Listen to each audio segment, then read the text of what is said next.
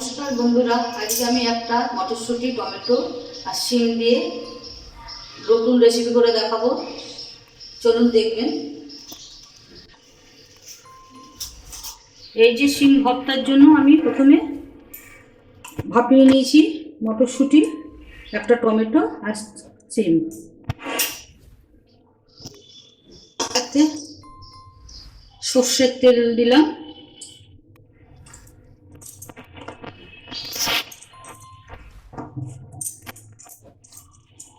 তাতে সামান্য কালো জিরে,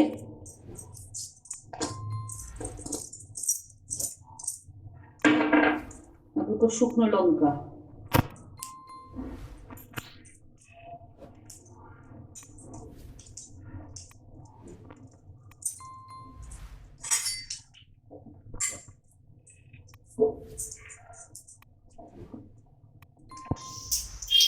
যে সামান্য পেঁয়াজ কুচি,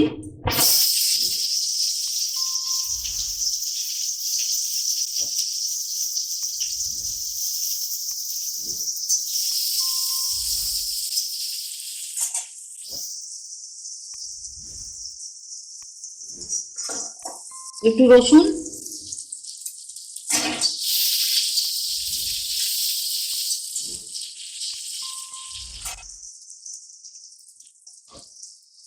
লবণ দিলে পেঁয়াজটা তাড়াতাড়ি ভাজবে।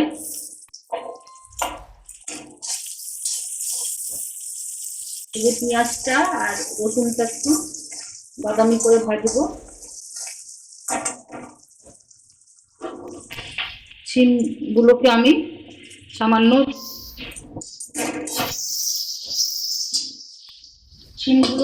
আলাদাভাবে চটকাবো আর মটরশুঁটিগুলো পাশে রাখবো, এটা পরে মুখে পড়লে ভালো লাগবে। এই যে শিম আর এই টমেটোটা একসঙ্গে আমি চটকে নিলাম। আমি এর মধ্যে পেঁয়াজ আর রসুনের মধ্যে মিক্স করবো।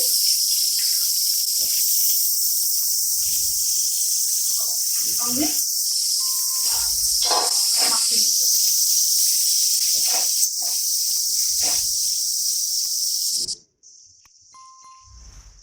সামান্য একটু হলুদ,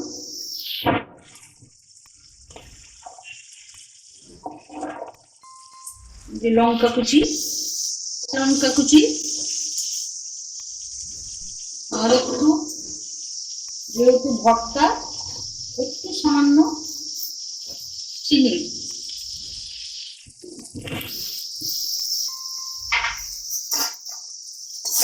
দিয়ে একসঙ্গে মাখিয়ে দিলাম।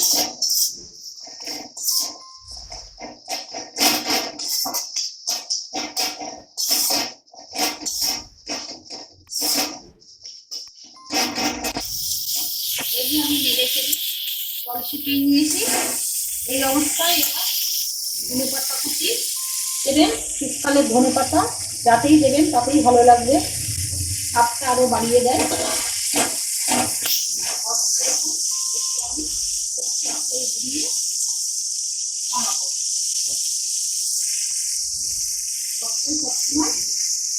তেল দিয়ে বেশি করে তেল দেবেন, বানানো লাগে।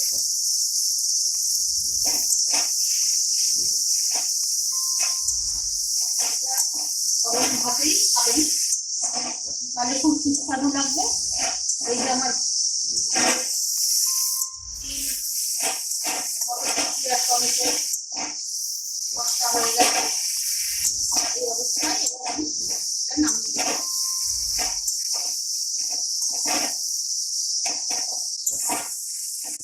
এই যে আমার এবার ভর্তা রেডি, আমি এবার এটাকে নামিয়ে দেবো।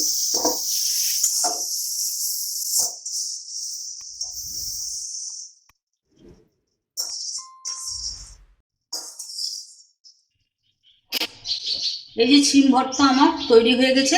এটা গরম ভাতে খেয়ে দেখবেন কেমন লাগছে। নমস্কার।